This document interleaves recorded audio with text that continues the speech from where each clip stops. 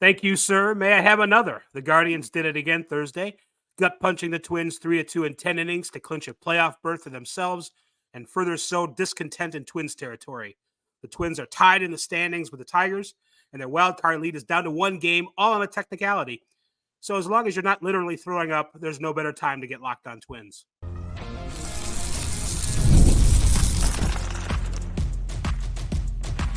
You are Locked On Twins, your daily Minnesota Twins podcast. Part of the Locked On Podcast Network, your team every day. Hello again, everybody, and welcome back to Locked On Twins, your daily go-to destination for the top Minnesota Twins insight, discourse, and analysis. Personally, it's my favorite show of the Locked On Podcast Network, which brings you your team every day. I'm co-host Dave Brown, a professional ball writer since '98, a BBWAA member since 2012, and a Baseball Hall of Fame voter since this year. Please follow me on Twitter at @AnswerDaveBrown if you like. Across from me in cyberspace is Brandon Warren, a Twins watcher for 30 years who not long ago covered the team on a daily basis professionally. He asks that you spam him rudely on Twitter at Brandon_Warren with an E at the end. This episode, we will examine the Twins' utterly discouraging getaway day defeat by the Guardians, as well as a preview of what's to come at Boston's Fenway Park over the weekend, along with some talk of what happens next if the Twins actually do miss the playoffs. But before we do, Brandon, hello, and what can you tell us about who's responsible for this show? Well, hello there. And the show this evening is brought to you by FanDuel. Now, through September 22nd, all FanDuel customers can bet $5 and get a 3-week free trial of NFL Sunday Ticket from YouTube and YouTube TV. Visit FanDuel.com to get started. By the way, Twins and Red Sox coming up here. The pitching matchup keeps changing. It is going to be David Festa. Not Brian Bello.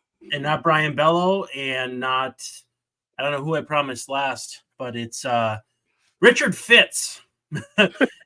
hold making that up. You're making that up. That's not a real person. Don't call him Dick. I guess. Well, the Dick Fitz. I know. I was actually going to say that, and then I'm like, nah, better not. 6:10 p.m. first pitch at Fenway. It's David Festa. It's Richard Fitz. And you can get on Sirius XM. Just download the SXM app and search Twins. Chris Atterbury, and hopefully Paul Molitor. I've been enjoying Paul Molitor on the radio when I've been driving about during the games. He does a really nice job. So hopefully he's going to join them at Fenway, but I don't know for sure. And then Pablo and Ober, right? Nope. Lopez and Zebi. Ober is lined up for Miami on Tuesday. Okay. Quick 2-gamer with the Marlins, which should be interesting as well. And then the Orioles. So Red Sox, 0.7% playoff odds. So they're basically playing out the string. Marlins have been playing out the string since the string was put out. And then Orioles trying to kind of figure out what they're doing because they've been in a bit of a funk. We usually want the funk.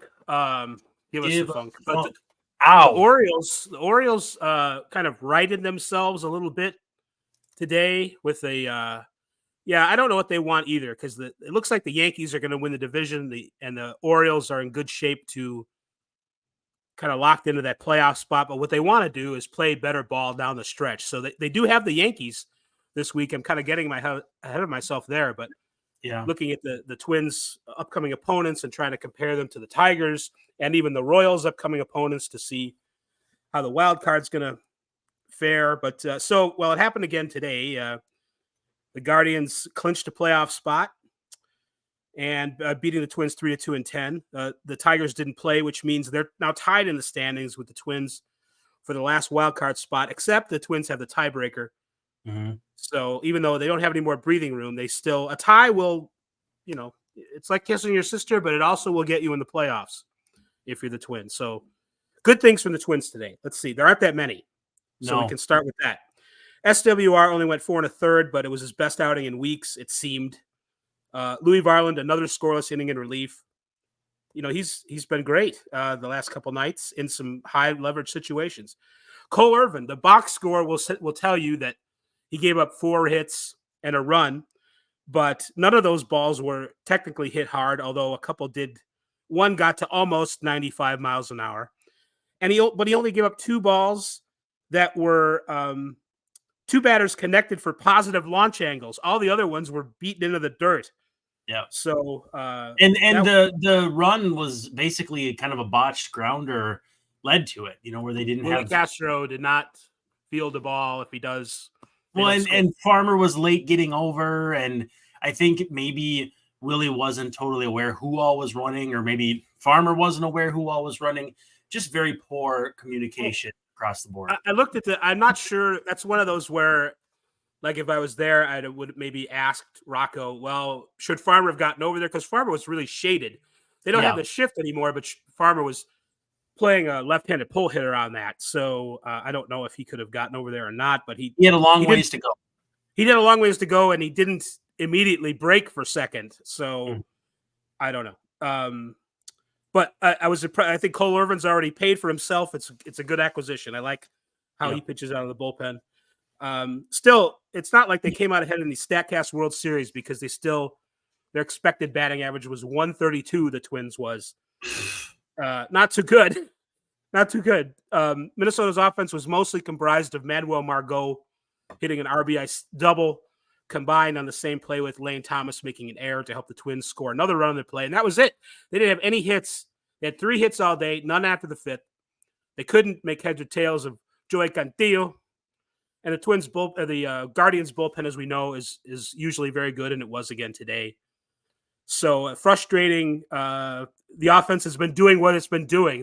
They've gotten 1 or 2 runs in like 1 inning, and then they go to sleep for the rest of the game. So that's what are your thoughts, Brandon?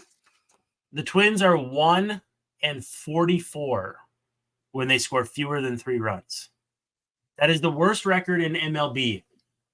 The White Sox are 4-65, so many, many, many more games, but still more than double the winning percentage. When the Twins score at least 3 runs, they're 79-29.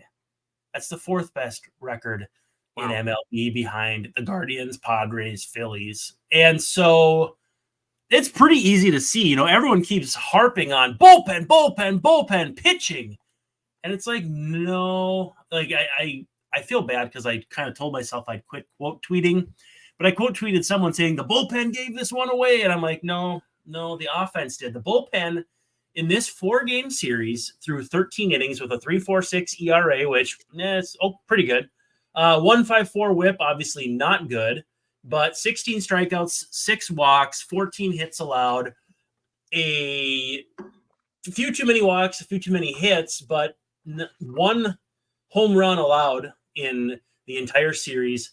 I'm not sure how you can look at that series, and it just to me feels like kind of a smooth brain take to blame the bullpen starters.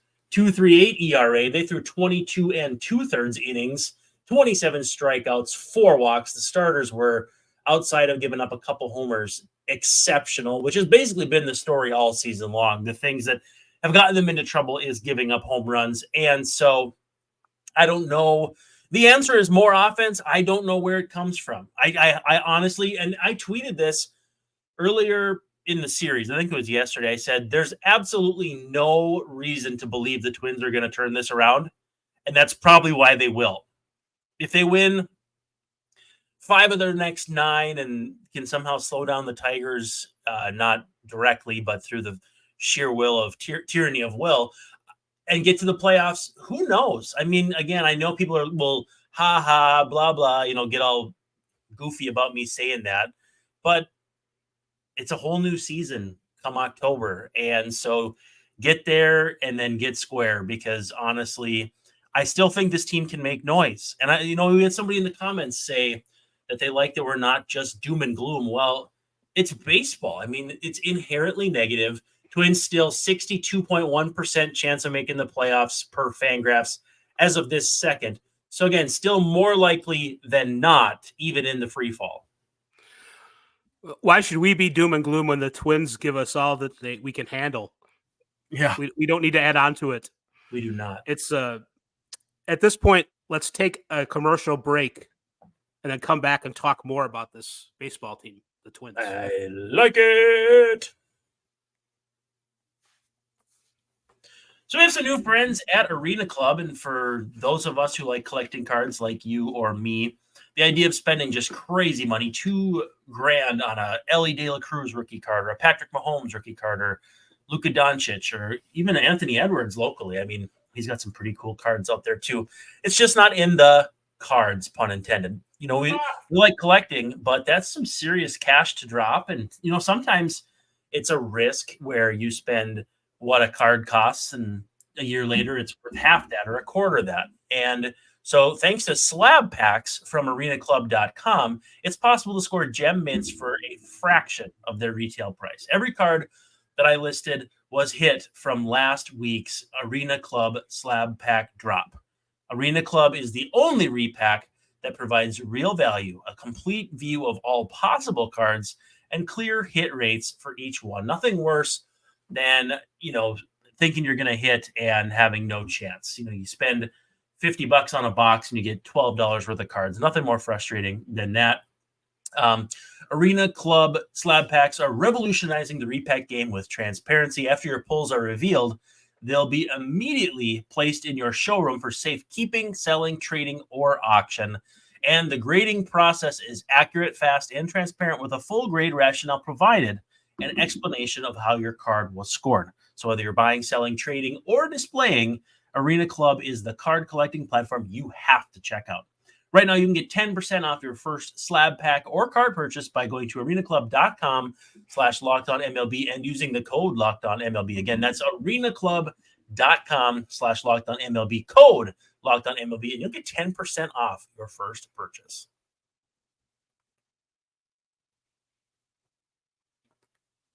I'm out of frame. Got to move back toward the milk a little bit. Go home. Need some milk. If you drink it, they will come. So the Twins lost again. Yeah. Yep. And by the way, you want to know what a slash line looks like for a series the Twins just had offensively? What? 196, 288, 268, 8 extra base hits, 1 home run, 7 doubles, only 27 hits and 157 plate appearances. It was an absolute abomination. And I want to look up runners in scoring position because that also has been a real mess. I don't know if you do. 243, 378, 270. So a double, 9 singles, few walks, but lots of strikeouts and lots of just bad news bears. And the game that they won, the Carlos Correa didn't he have 4 RBIs? I don't remember them. I remember them as all being like doinks. So it's not like, I mean, what I'm saying is Carlos got lucky. No, that was the loss in extras. Oh, it was? Yeah, where they scored 2 it's all and running together. 3. Well, and that's just it. Like, think of there's a level of delusion where you could convince yourself, like, hey, the Twins could have won all 3 of their losses. Well, yeah, and, they could have won more games earlier in the year. It's, you can play the ifs and ands and buts game all night long. But maybe you could. The series was there for the taking, not just taking a split 3 of 4, but a sweep with just better execution. It reminds me of the old joke. Hey, Skip, how do you feel about the execution of your team? I'm in favor of it. That's just kind of how they played in this series. And, if you take all 4 of those games, though, it's incredible how different the outlook appears than where it's at right now, dropping 3 of 4 and clinging on for dear life. And again, if all those games hadn't been close, I would feel a lot more delusional about bringing that up. Right. They went how it sort of went how they've been doing. They played just well enough to lose. That's kind of, when they've been going bad. There haven't been too many games where they've gotten blown out. It's all been kind of like this, where they tease you for a few innings, and then they just can't put it away. So I'm looking ahead at the schedules. The Twins got the Red Sox coming up. You mentioned that. Then the Marlins and the Orioles at home to finish. That's after the Orioles play the Yankees. So it's somewhat favorable. Most of the games are at home.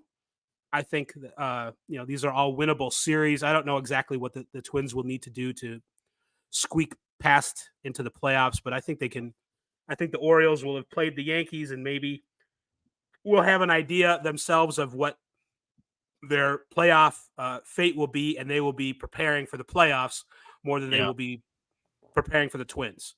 The Tigers have to go to Baltimore, and I think the Orioles, conversely, maybe I'm looking at the glasses being half full, but at this point, we're not at the end of the week yet. We're still at the beginning of the week, and the Orioles kind of want to get themselves right after kind of putzing around themselves for the past several weeks or months. I think they've been basically a 500 team after May, so not that good. And the Yankees have kind of slowly crept away with the AL East. I don't think the Orioles have they're mathematically out of it, but I think it would be unlikely. But still, this weekend anyway, I think the Orioles are going to be interested in playing their best against the Tigers, and I see them winning a couple games at home. I wouldn't be surprised if they won all three the way this season's gone. Who knows?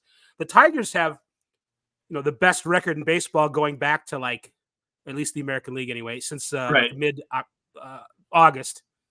It's not that I sound like I'm talking about the Guardians when I'm talking about the Tigers. I'm not that impressed. I'm impressed with how the fortitude that they've shown and finally kind of improving, but we're not talking about a juggernaut here. And that goes for the entire league, not just the Red Sox. So I'm sorry, not just the Tigers. So I don't feel like they're going to run the table. So they've got the Tigers, then they have the Rays at home. The Rays give inconsistent efforts, but like today, Zach Littell threw a one-hitter for 7 innings. So stuff like that happens. And then, unfortunately, the Tigers finish with the White Sox. So, that's not good for the Twins. Right. But I think until that last series, we're looking at maybe the Tigers dropping the next 4 out of 6. That's certainly possible. Well, and that might be all the Twins need to get in. What are you making of the Royals right now, too? I mean, they're not skittering or reeling necessarily because they ran into as a guy used to say in the press box at Target Field, they ran into a buzzsaw. And not really. I watched a couple of those games, and the Royals, the Tigers did not blow anybody out of anything. The Royals look sort of like the Twins, a team out of gas. They took the last up until this year, the last 5 or 6 off seasons off. They did absolutely nothing to present a competitive team. This year, they wanted to sell a vote for a new stadium that they don't really need. And they didn't get it, but they certainly, coming off 56 and 106, needed to show something better. And they did. And they made some great moves, and they're legitimately a slightly better than 500 team who I think maybe could give a playoff opponent some fits with Seth Lugo and Cole Reagans on the mound. Richard Fitz. For a playoff series. Richard Fitz. They could give Richard. They could give him some Rich Fitz for sure. Well, so what if but to answer your question, they've got the Giants at home. Then they're at Washington, which doesn't sound great, but Washington is plucky. Not mediocre, but something below that. They lead at Atlanta. Washington leads MLB in plate appearances given to rookies this month, which can cut 2 ways. It can be, hey, it's a bunch of kids, they're inexperienced, et cetera, et cetera. Also, these are guys playing for jobs and playing for their futures, and so they're going to play like their hair's on fire. And so some teams... Oh, my God, my hair. Yeah, exactly. Some teams relish that spoiler role. And so, I don't know. I think, what did Jay Jaffe call it? Team entropy. All you root for in the last week of the season is chaos. And I'm rooting for chaos. Willie Castro sponsored chaos. There are 9 games left. If the Twins win 6, for sure, nice. they're in. If they win 6, they're in. If they win 5, maybe they're in. If they win 4, they might be in. So I think we're looking at, if they can finish over 500 and take their chances, I'm going to take the Twins' chances for them if they do that. However, I do want to mention some things. I'm going to steal from Aaron Gleeman of The Athletic. That's okay. The Twins hitters went 18 for 106 with runners in scoring position versus the Guardians this season. That's a 170 batting average. The Twins finished 3-10 versus the Guardians overall, including 5 one-run losses and 3 walk-off losses. And they also resurrected Kyle Manzardo's career. Lowest ERA versus the Twins by a reliever. Troy Percival, 0.38. Emmanuel Clase, 1.03. Dan Quisenberry, 117. Mariano Rivera, 122. Andrew Miller, 164. So we already knew Clase was up there with the greatest. But the Twins, they've collapsed after mid-August for the second time in 3 seasons. They were 62-55 as of August 19th in 22, and then they finished 16-29. This year, they were 70-53. Remember that on August 17th? A month ago, there were 17 games over 500, and they've gone 10-19 since, the third worst record in the league. So that's going to lead us into our final segment. I'm going to talk about what happens if the Twins actually blow this. But we're going to take a commercial, and when we do that, we'll try and answer that question. Yeah, I thought you were going to say that's going to leave a mark, which is also true. But all right, let's take that break. Well, you're running out of time because you've heard us talk a lot about FanDuel, America's #1 sportsbook, but right now FanDuel is doing something a little different. It's now through September 22nd. So again, just a couple days here. All FanDuel customers can bet $5 and get a 3-week free trial of NFL Sunday Ticket from YouTube and YouTube TV. We're recording as the Thursday night game is on. But if you want to catch every Sunday afternoon out-of-market game, this is the way to go. With a YouTube TV base plan, then you'll be able to watch every regular season Sunday afternoon out-of-market game if you are a member of NFL Sunday Ticket. So again, you get 3 weeks free to try it and see if it's for you. All you'll need is a Google account, a current form of payment, and you can cancel at any time. Again, visit FanDuel.com/lockedon and download America's #1 sports book. Between now and September 22nd, though, all customers, not just new ones, bet $5, get 3 weeks free of NFL Sunday Ticket. FanDuel.com/lockedon.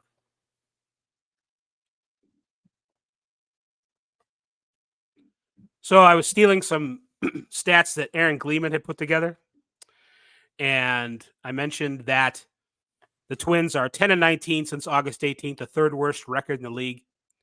Their bullpen ranks 26th in ERA and 30th in WPA win probability added in that span. Gleeman loves WPA, by the way. He uses that all the time.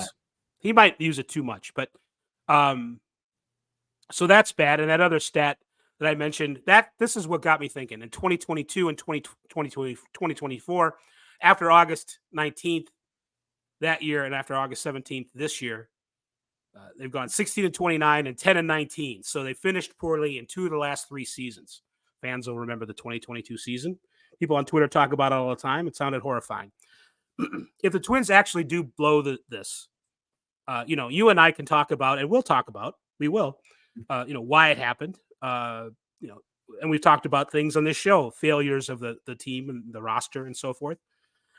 Does anybody lose their job if the Twins do not make the playoffs? And I mean, it's wide open here.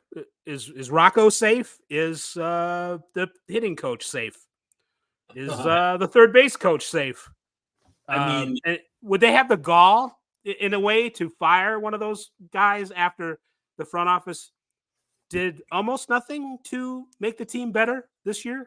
I mean, the one thing people won't shut the heck up about is that Falvey and Levine, like the elephant in the room, is that they're under expiring contracts. And so nobody knows exactly what the situation is there. So, I mean, does that get considered a possible, like, oh, they didn't bring them back, which would be extremely foolish. And I don't know. I mean, I think of it as like, the only really big issue here has been ownership, and you can't fire ownership. I mean, otherwise Twins fans would have done that a long time ago. And I'm not part of that section of Twins Twitter that Joe Polak deserves this every single time they lose a game. It's exhausting. It's just here's the deal. If you want to make a point, you have to make it forcefully and not every single game. Again, it becomes just ineffective. I'm frustrated with the narrative around this team, even though it's pretty much 100% spot on. I'm just sick of hearing it because we were hearing it when they were 17 games over 500. So with that said, would they scapegoat David Popkins? Would they scapegoat Tommy Watkins? Would they scapegoat? I feel like I'm doing a freaking Dr. Seuss book, just doing these names that rhyme. I don't know. One thing I wanted to say, though, is I feel like I keep coming back to the Twins are coming up a day late and many dollars short, and they've sold themselves short. And again, everyone says, well, they've spent more money than the other teams in the division. But when you're on that trajectory of spending more and more and more, when you curb that trajectory immediately and so suddenly, that changes everything. I mean, that now all of a sudden the Royals are on the upswing and the Tigers are going to move in that direction as they, supplement this current roster. So there's a lot of data points. Thank goodness for the White Sox. Right. Yeah. Thank goodness. That's 9 free wins a year or whatever. I don't know. I'm sick of the narrative. I'm sick of the negativity, even though I understand it. And at the end of the day, if they miss the playoffs, I can't say that nobody would deserve to be fired or would deserve to be fired. I never root for anybody to lose their jobs, but fans are ticked, and justifiably so. And so I don't know what the right move is, but I also don't trust them to do it from a PR standpoint that's going to make sense. Is it fair to say that the coaching staff has done something wrong in their preparation because 2 of the last 3 years they've pooped out from mid-August to the end of the season? It makes you wonder. I mean, this offense right now just inspires absolutely no confidence whatsoever. None. And it's Willie Castro swinging at everything. And I feel like Ryan Jeffers hits a pop-up every other time that he's up. And Matt Wallner struck out twice on 6 pitches in his first 2 plate appearances today, if I'm not mistaken. Actually, no, you know what? But it was swings through a fastball down the middle, takes a curveball down the middle from Cantillo. And then the next time, I think it was 3 pitches. And again, it's just, at some point, the players got to play. The players got to do what players are paid to do. So as much as I'm wondering about the preparation, wondering about the coaching staff, the buck stops too with the players because they just have not performed. Again, that offense with a 5-something OPS in the Guardian series, pretty hard to score runs when your hands are around your neck. And for most of this time down this stretch of the season, they haven't had Correa. They haven't had Buxton in the lineup most of the time. They've had, Royce Lewis has been back, but there's definitely something not right about Royce. He's had some good swings, but sometimes his bat seems slow. He's kind of swinging at everything too. He's been chasing. Yeah, he's the kind of guy I could see being so eager to get out of a slump. The thing he says he doesn't do. That he puts a lot of pressure on himself. I think that's his personality of wanting to be. He wants to be the everybody hop on my back, and he's just not quite there yet. I still obviously believe in him plenty, and that's why if you go into game 1 of the wild card series, assuming you make it, with Buxton, Correa, and Royce in your lineup, you have a chance. What do you have to say about Paul Sullivan? Oh, yeah, good call there. If you are done making Locked On Twins your first listen today, make your second listen Locked On MLB with Paul Sullivan. We call him Sully because he's a good friend of ours, and he's here daily to provide national expertise with his trademark humor to help you get ready for the MLB playoffs here in the dog days of summer. Just 9 games left for your Twins. Prepare for the Fall Classic with Sully, who has it all covered every single day on Locked On MLB, available on YouTube or wherever you get your pods, because it's part of the Locked On Podcast Network, which is your team every day. All right, so I'm not sure. We sort of fly by the seat of our pants sometimes. I don't know Usually if we're gonna see it tomorrow night, see a Saturday night or Sunday night or whatever. It depends on somebody said, hey, you guys don't podcast after they lose, and it's like, well, no, we have a postcast which people should check out that we kind of try to juggle with so that we don't inundate you with the same sort of content. We don't want to be redundant or say the same thing over again or repeat something that someone else has done. Any of those things. Yep. So there you go. Is that usually Theodore Tollefson's bag too? So Theodore knows what he's doing. Luke Inman, Tom Schreier calls him Teddy Tolley. I don't think he would appreciate that if he heard that. So hopefully he's not listening. But Lou Hennessy, there's a really good group of guys doing it. It's like Kyle Mooney said, it's a great group of guys. It is funny though. Oh yeah, when the Twins lose, we just let the postcast handle it because we don't want to relive it too much. I mean, there's some truth in that sometimes, but we are coming up on the weekend, and we got soccer too. We got kids. Yep. I know it's not Locked On Kids, it's Locked On Twins, but I feel like Locked On Kids would probably get you in some hot water. That's I don't even want to make a joke about it. That's nope. Great segue, Dave. I regret it. I regret nothing, but yet everything. All right, okay. So we'll see it. We'll see you soon. That's not the end. We'll build up to the end here, but we'll see how the weekend goes, and we'll podcast accordingly. So for my friend Brandon Warren, this is Dave Brown for Locked On Twins saying we will Alexei Casilla tomorrow night. Tomorrow, figuratively maybe.